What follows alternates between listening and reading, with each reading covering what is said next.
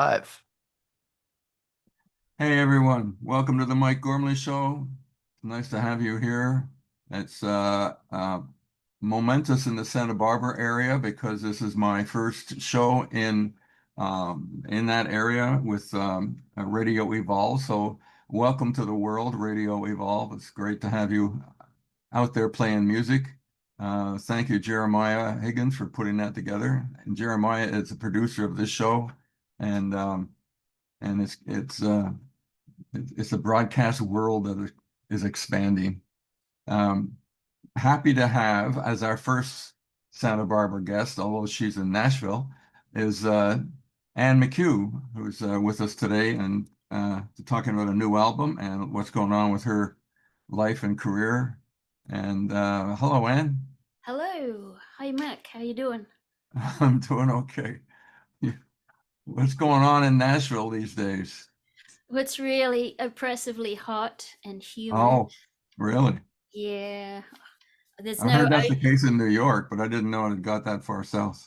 yeah, the ocean is 8 hours away, which is Yeah. just dreadful. So when that hits, you just sort of go in a corner of your house, turn on the air conditioning, and leave the world.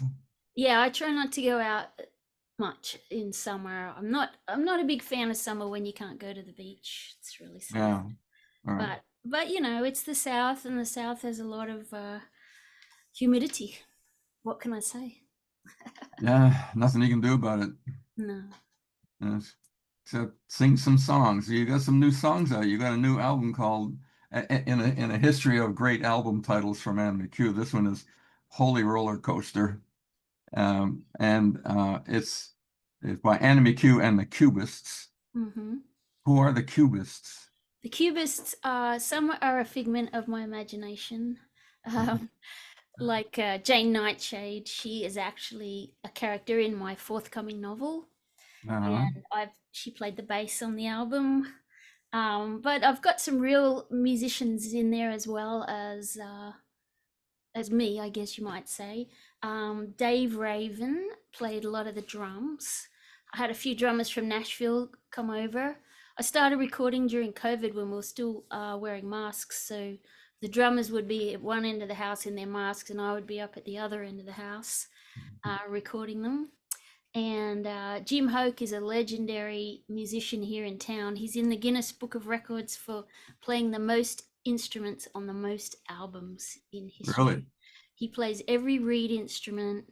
He plays pedal steel, drums, bass, guitars, kazoo. No, no one plays kazoo.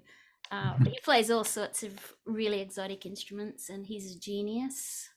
He's kind of like a beatnik genius musician. He played on my album, he played flute, zither, bells, and saxophones. Amazing. Yeah, He's added to his Guinness record. he has. Yeah. And then I've got this other guy, Seth Timms.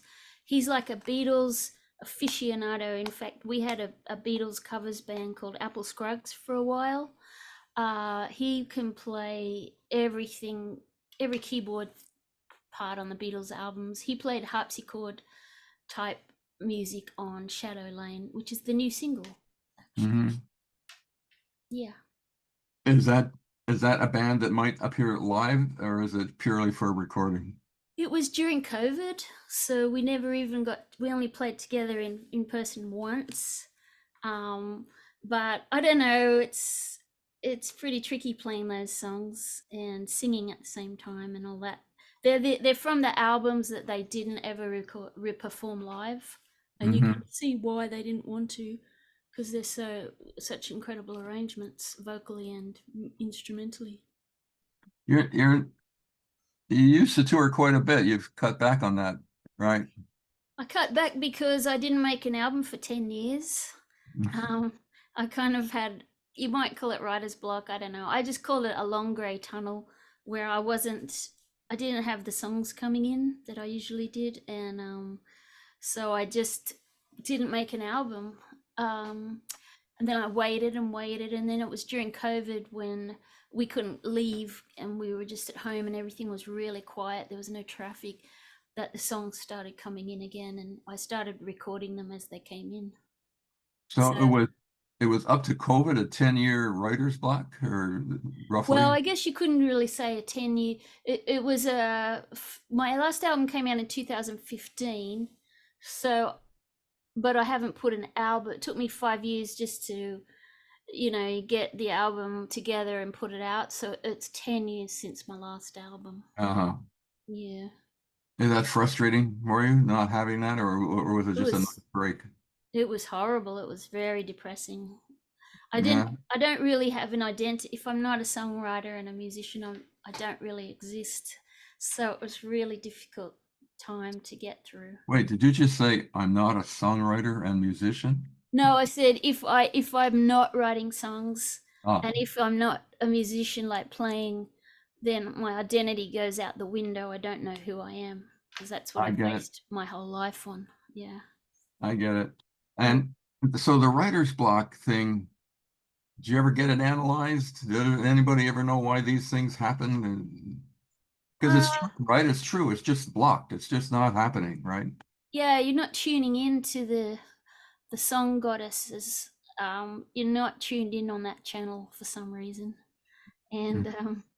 you just maybe I had to go through other stuff and work some other stuff out, and uh, it was worth it in the end because I got to listen to so much music. Which when you're writing songs all the time, you don't necessarily listen to a lot of music because you're writing, because I Hmm. wasn't writing, I discovered all this incredible music from the 60s when I was doing my radio show that I'd never heard of before. The top 40 is it's just the tip of the iceberg. There's so much great music out there that's not famous.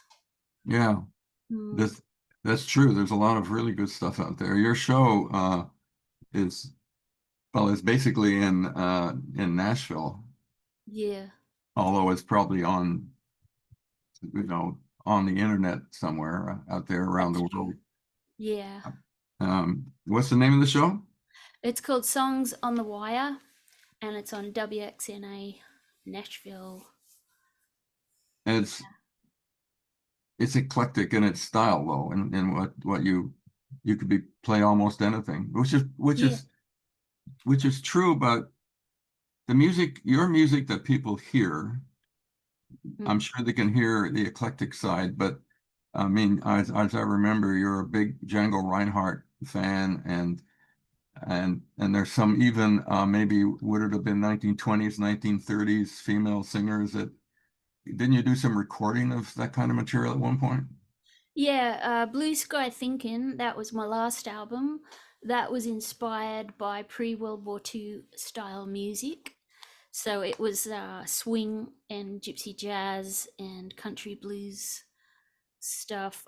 Billie Holiday is one of my favorite singers, and Charlie Christian and Django Reinhardt are two of my favorite guitar players. Hmm. And then probably in the last 10 years, I started on my psychedelic pop renaissance, started listening to the early Pink Floyd albums and all the English albums that came out around 1966, 67, 68. And Hmm. I just really got into that style, and it's my current favorite style, like Magical Mystery Tour, Something Else by the Kinks, Piper at the Gates of Dawn, and even Fairground Attraction. Fairground. I always say that. What are they called? You mean Fairport Convention by any chance? Fairground Fairport Convention. I love. Like I only got into them the last 5 years, um, and I just love them. And so yeah, those kind of albums are where this whole project started. Holy Roller Coaster. It's spelled WHOLLY. Um, so that's where it started. And then add in a little XTC, which is one of my favorite bands. You can see I've got some XTC posters up there, Hmm. and Brian Eno, and that's kind of where I'm coming from with this album. I'm a little surprised because I guess what you're saying is you're finding from the 60s kind of maybe more obscure songs because you're pretty well versed in the 60s as we know it, that I Yeah, remember. So this is going even deeper into some yeah. background. Like bands that you might have heard of, I might not have because I'm from Australia, so we hear a lot of English bands more than American. But Ultimate Spinach, United States of America, bands like that I hadn't really delved into before. Ultimate Spinach is my friend Skunk Baxter's first band. Oh yeah, I remember that. We interviewed him. I interviewed him once, and he Yeah, said that he was in that band for a while. Yeah. yeah, he's been around. Mm, Um, so there's this journey you've been on for quite a while, starting in Australia a yeah. long time ago. Mm-hmm. Um, I'm going to suggest people go to Spotify and or wherever and look up a band called Girl Monster, Uh, but it's Monstar, right? that's it. Girl Yeah. Monster. It's kind of Yeah. like with an Australian accent, Girl Monster. Girl Monster. Yeah. Yeah. Yeah, you'd have to go to YouTube to find that. YouTube? Yeah. Okay. But you're not going to believe this. We have made a new album. Girl Monster has? Yes. So that was a And band I was in. We broke up about uh, 50 years ago. 40 No, years ago. 40 years ago. No, 30 years ago. 30 years Yeah. ago. And we hadn't even played together. And then just in this last year, we've recorded an album. Well, they were no slouch. You had number one records in Australia. And, Yeah, we you had know, two number ones on the independent charts. The Cure were number two, yeah, yes. and that was pretty exciting times. We should play Girl Monster someday. It's good. It's rock, but it's real rock. It's not what you're doing these days. It's not Django Reinhardt by any means. Oh no, it's more started more like garage rock and it turned into indie pop, I suppose, a mixture of Okay, well, those. we gotta go to commercial now. Mm. And don't take the name of the song to heart. We are coming back, but the song is called Gone. Uh, And we'll come back after that. This is a Mike Gormley show. Thanks for listening.